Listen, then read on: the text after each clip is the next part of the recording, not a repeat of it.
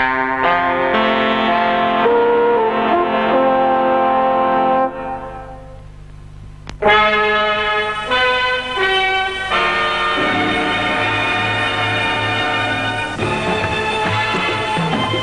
and welcome to This Is Your Life. In there, in the Esso Private Cinema, an audience has been watching a film in which one of them figures prominently. He's not a film star, but he is one of the best-known faces in the world. Now, in a moment, they're expecting a presentation to be made to him, but they're not expecting this extra presentation. So watch out for some surprise faces when I get in there. Now, in recognition of your benefit year, Bobby, and also of my own company's brief and slight association with that particular match, I'd like to ask you on behalf of your friends in Esso to accept this little salver, which comes to you with the best wishes of ourselves to you and Mrs. Moore for a long, happy and more successful future than the present.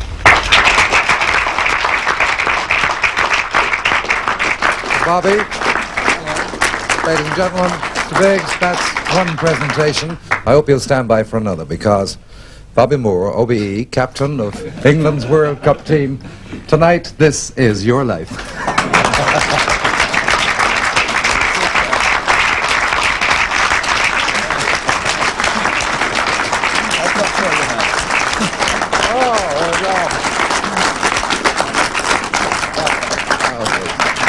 Number one fan here, Nina. We want you all to come, and all your West Ham colleagues and wives. We've got cars and we've got police escorts back to Thames Studio, so you're ready to go for a lot more surprises. Go this way. Yeah.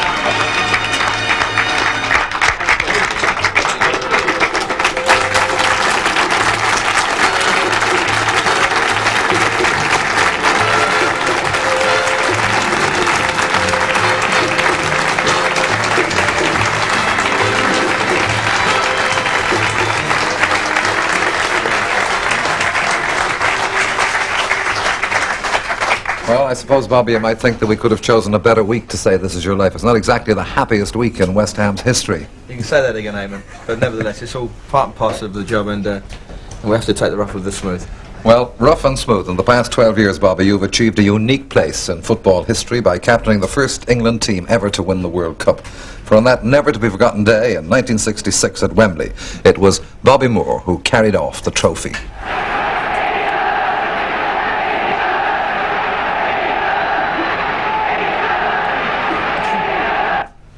Bobby, did such a moment ever figure in your schoolboy dreams? I think it's one of the things that you can always try and dream about, Eamon, but you never really think that these sort of dreams can come true.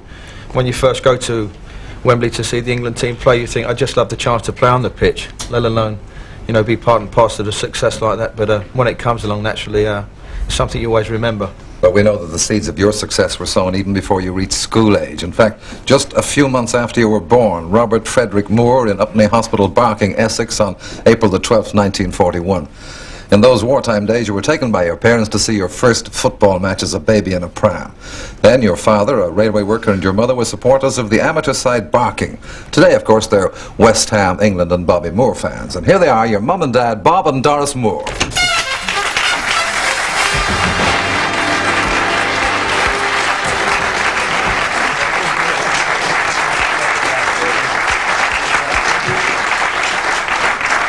Mrs. Moore, tell me, was baby Bobby always welcome at the games you took him to watch? Well, I remember on one occasion when I took him to Ilford to watch Barking play Romford in the Essex Senior Cup final, and that's where Bobby really lost out. How? Well, we got talking to some people next to us and they kept giving Bobby sweets. But how did he lose out? Well, after they found out we were Barking supporters, they stopped giving him any more sweets. And I gather, Mr. Moore, that later on he gained a lot of experience through playing football against older boys. Was that because he was so good? Well, no, I don't think so, Eamon. One lad called for him one evening, a bit on the big side, and I suggested to him that he was a bit of a big boy to be playing with Bobby, and he said, well, he was the only one that's got a ball. But he also had a pretty impressive kit, hadn't he? Oh, yes, Mum was very particular about that. In fact, she was so keen on him looking just so the games that every Friday night at home it was quite a ritual. Don't you dare. You don't like me saying about this, but while I was cleaning the boots, she used to even go to the trouble of washing and ironing his football laces. Ironing his laces. Oh, God. Well, now, I know, Tina, that you and Bobby have two children, Roberta, who's 5, and 2-year-old Dean. And we can see from this picture here that Dean is already following in Dad's footsteps. I must say the laces in those boots look very white. Does that mean you go through the ironing act, Tina, as well? Well, no, I'm afraid I don't, but those in particular were new. But I must say that Dean insists that he goes to see Daddy play football. He does enjoy it very I much. know that. And something you don't know, Bobby, but the other week here, we went along as well to West Ham, and without them knowing, found out just how Dean and Roberta react when they watch Dad on the football pitch.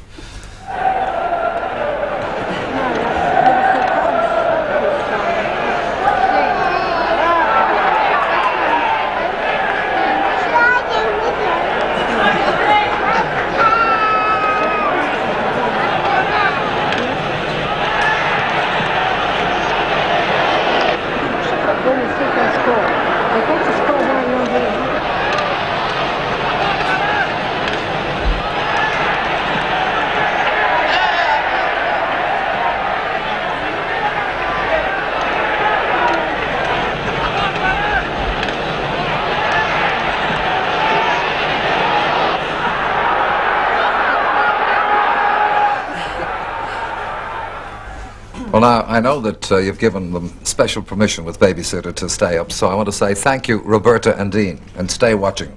I only hope that the babysitter keeps as close an eye on the children as, or more closer eye than on the television set, because I know that the last set you had disappeared under rather strange circumstances. Not half it didn't, and I was the one with a hell of a lot of explaining to do. Yes, a good friend of yours and a West Ham supporter for 26 years, actor and singer Kenny Lynch.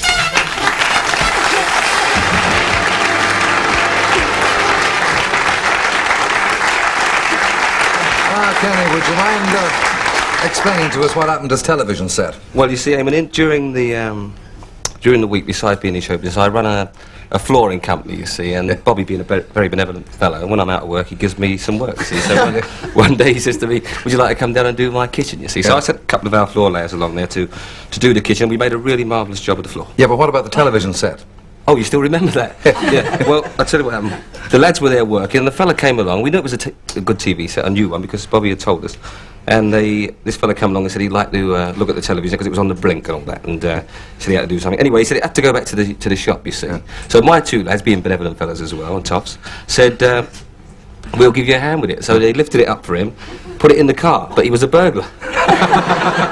Thank you, Kenny Lynch. Well done.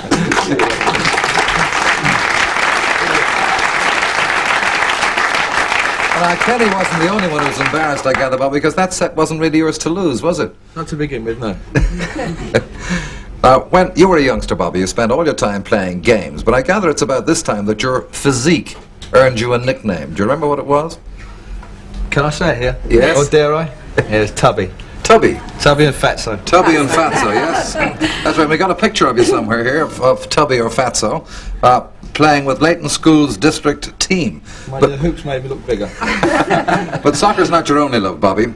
You also play cricket, and in 1956 you were chosen to captain the South of England schoolboys team in a match against the North of England schoolboys in Lancashire. There you played against another tubby youngster who became one of the biggest names in cricket. Today he's in Australia, where he went to watch England play, but before leaving he went back to the scene of that first meeting, shall we say, to add a little weight to our argument.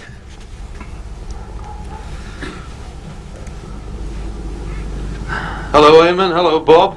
Yes, former Northampton England star Colin Milburn. From freezing cold Oldham, Lancashire, Bobby Moore, this is your past. Well, at last I can prove it, mate. I've got the scorebook here to prove that it actually happened. Moore or Court Milburn, 18. I'm not sure when it was. I think it was about 1955, 56. We were both only about 14.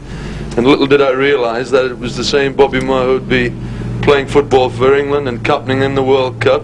But anyway, it's a bit different weather to the last time we were here. It absolutely poured down with rain, the ground was flooded and the game had to be abandoned. I'll never forget, afterwards we went to the pictures. When we were in the pictures, the ice cream girl came round, and I thought you might hold a grudge because I caught you out. But fortunately for me you didn't, and even offered to buy the ice creams, and you bought me one. I didn't dare refuse it, although I should have done, I think, at that time, because I was just beginning to put on weight. But no doubt I'll see you when I get back, and I might even let you buy me a drink this time instead of an ice cream. Thank you, Colin Milburn. Who knows, Bobby, you might have made a name for yourself in cricket, because later you were offered the chance to become a county cricketer with Essex. You turned it down because your heart is set on football. But for a time it seems your hopes will never be realised. While many of your friends were signed on by professional clubs, you were overlooked. Then one day, after trials with Leighton Boys' team, you're changing in classroom 29 at Norlington Road School. You're all set to go home. Bobby Moore, I'd like a word with you before you go home, please. Those were the words that changed the entire course of your life. The man who spoke them was the teacher in charge of that team. Now he's assistant head of Stansted College in Quebec, Canada, and it's from there we've flown him 3,000 miles to be here tonight. The man who discovered Bobby Moore, Tom Russell.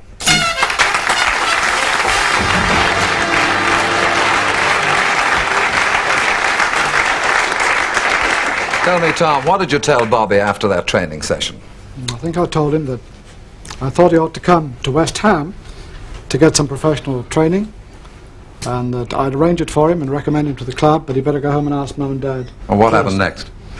Well, sure, he came back and wanted to come, obviously, and during the time he was training with us, he was playing with our junior team, and Wally and Jack, way out there somewhere, I think. Yes, Wally St. Pierre and Jack Turner there. They were keeping a watchful eye on him as representatives of the club, and eventually signed professional at £7 a week, Bob.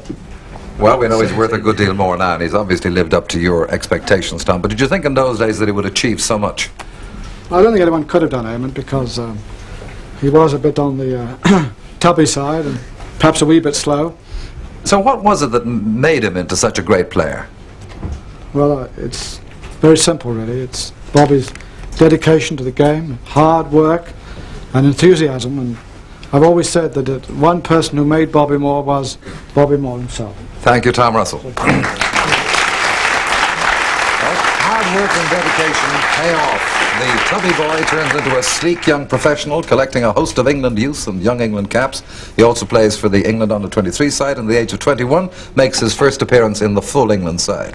The same year, 1962, you married Tina at St Clement's Church, Ilford. Was it one of those romantic first meetings, Tina? Not really. It was on the floor of the local palais. Had he been knocked out by this devastating blonde? Well, not quite.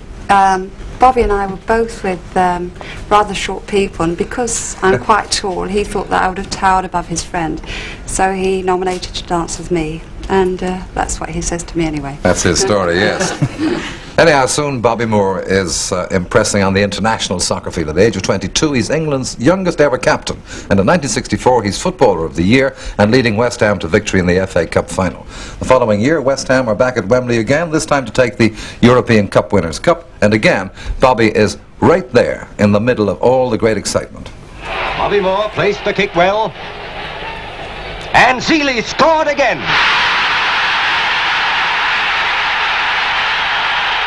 What a night for West Ham as Bobby Moore received the trophy from the President of the European Union of Football Association.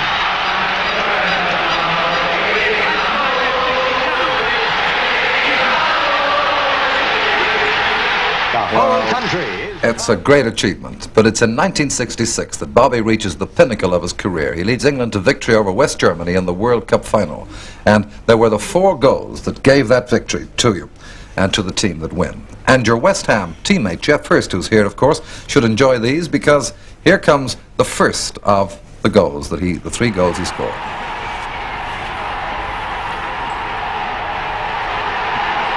Now it's the turn of Martin Peters for the second.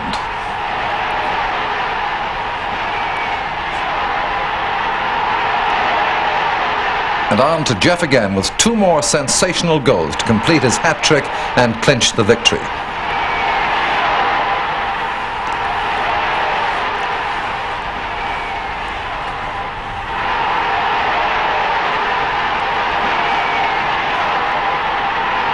It's all over, and again Bobby Moore is first up those steps, leading his team to meet the Queen.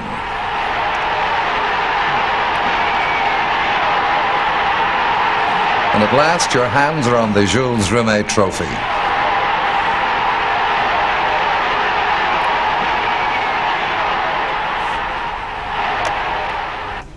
The smile on your face as you received that trophy typified the feelings of football fans all over Britain. But having looked a little more closely at that film, I have a feeling that the normally ice-cool Bobby faced a very awkward moment just before he picked up the cup. What was the problem you faced, Bobby? Well, I think it was a little bit perturbed. I saw the Queen about to present the trophy in a pair of white gloves, and prior to the game and during part of the game it had been raining very, very heavily and the pitch was quite wet. And one of my first thoughts, I can remember now, I said to Tina afterwards, I was petrified of making her white gloves dirty, so it was wipe the hand. No, let's wait now. Let's have a look at that film again to see how he solved that problem. That's because when I go home I have to take my shoes off. Yes, there you are. Well, you saved the Queen's gloves and not the balustrade there. Well, a few months later, this time having more time to prepare yourself, you're in the company of the Queen again when she awards you the OBE. It rounded off a remarkable year in which it also been nominated Player of Players, World Cup Player of the Tournament, Gallopole Personality of the Year, Sportsman of the Year, as well as being made a Freeman of the City of London. And by now, the chubby youngster from Barking is being sought after to promote businesses, make commercials and model clothes. But you also take on other work for nothing. And there's one lady who in particular is grateful for your help in this direction. She is head of the Trust for Thalidomide Children. She wanted to come here tonight to say thank you, Bobby Moore. So here she is, Lady Haw.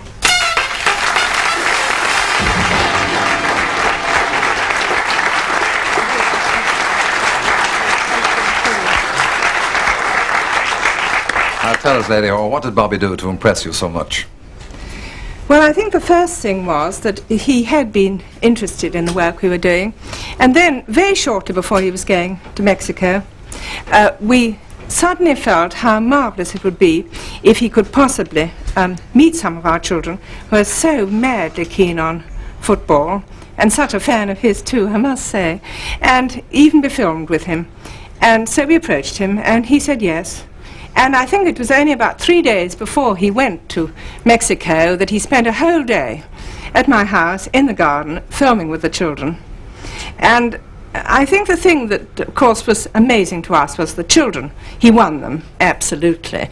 He won their hearts, and they had the day of their lives. But also for us, the way you came across with the children was something we'll never forget. We've got just a little piece of that film and see just how happy, in fact, he did make those children on that particular day. If you take a look at this screen here, you'll see it.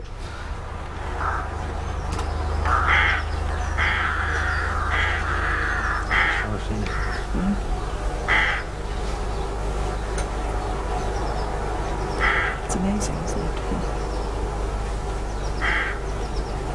it? Who's your favourite footballer, Tony? You. Yeah. Peter Bonetti. You like Peter Bonetti? Yeah. He's a goalkeeper. Gordon Banks. Yeah, I like Gordon Banks. Is he your favourite? I have got two favourites. That's you, and was it Peter Bonetti? What else like? Who do you support? Who do I support? Yeah. My wife and kids. Who else do you think I support? Well, now you see, really, how very, very glad I am to have had the chance of coming and seeing you here tonight and greeting you. That's very Thank you, kind Lady of you. Haw. My thank you.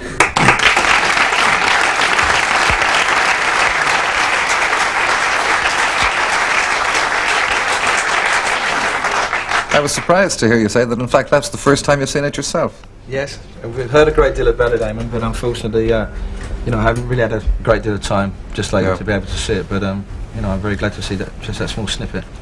It is fantastic to see how keen those I must say, children are. I was very surprised when I was there, and I enjoyed it a great deal, and I only hope that it helped the children in some way. No, I'm certain it will. Well, the story of your life, Bobby, would not be complete, of course, without the appearance of someone with whom you've struck up a now famous professional relationship. For when people look back on England's World Cup win, two names will always be linked together, yours and that of the man who guided the team to success. Now, he couldn't be with us tonight, but here is a tribute from the man I'm talking about, Sir Alf Ramsey. Hello, Bobby. Congratulations on your selection for this programme. I'm sure that no footballer throughout the world ever deserved it more. We think in terms of your career from the time that we first met in 1963. And during the past 7 years, we've had a very happy and successful association. But none more important than the winning of the World Cup in 1966. we were both very, very proud of the England team's achievements. One of the most important things I will remember about you is your episode in Colombia, in Bogota, when under tremendous pressures, you survived not only as a man, but also as an outstanding player in the World Cup in Mexico. I think as the England team manager at that time, I was pleased that if anyone had to be subjected to this sort of pressure, it was you. The best of luck to you, Bobby. Thank you, Sir Alf Ramsey.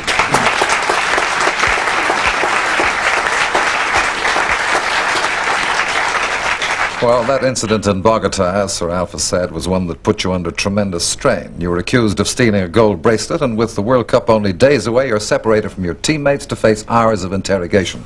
For 4 days, you're confined to the home of a Colombian football official before being allowed to leave for Mexico, where you spend a night at the home of a British diplomat. And it's here that someone who is so anxious to see you that he creeps around the back of the house, climbs up a wall, jumps down to a roof, and sneaks in through the servants' quarters. Fortunately, he didn't have to do that tonight. Your former England roommate, now West Ham player, Jimmy Greaves.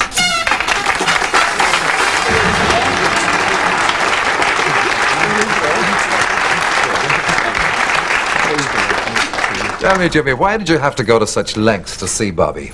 Well, basically, Eamon, as you know, he's a big mate of mine, and I'd gone 16,000 miles driving a car, but when we arrived at this house with a friend of ours, Lou Wade, who is a West Ham joke, that is a West Ham.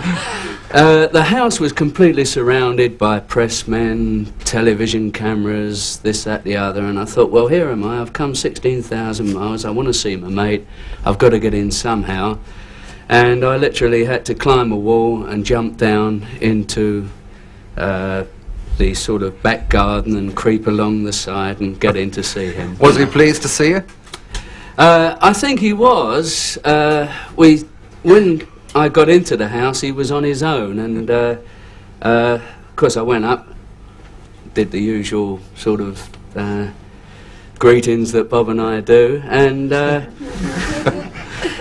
of course we were talking, and then a woman came in the room who was the sort of civil servant wife, and proceeded to throw me out. Couldn't Bobby help? Well, he couldn't actually, because although he pleaded, this woman insisted that the house was closed to all visitors. At any rate, in the end, what she actually did, she made me go out of the front door, knock on the front door, present myself as Jim Greaves, a teammate of Bob Moore's, and she let me in the end, and this is what happened. Thank you, Jimmy Greaves. It's a great story. Thank you. Thanks. Well, now, Bobby, we felt we couldn't possibly end our story without involving the other men who helped achieve that World Cup victory, and they all wanted to be here tonight, but injuries or training kept 3 of them away. But here are George Cohen, Ray Wilson, Nobby Stiles, Roger Hunt, Bobby Charlton, Martin Peters, and last but not least, the scorer of those 3 glorious goals you've seen in our audience, Jeff Hurst.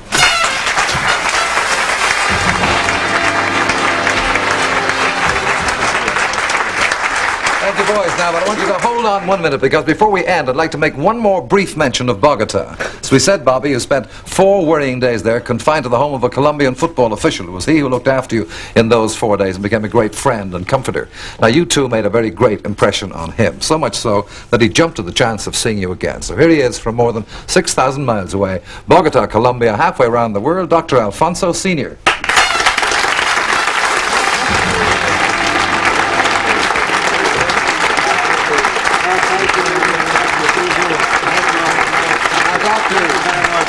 I know this was a very trying time for both of you. Will you please tell us about it? Those 4 days were terrible for me. The telephone was ringing all the time. People were coming to my house to ask for Bobby author. His autograph, yes. Even that detective wasn't it, but I was happy to do all this for Bobby Moore. Well, even the detectives were looking for the autograph, and signing books is something to which Bobby is now accustomed. But here's when you don't have to sign or hand back, because, Bobby Moore, this is your life.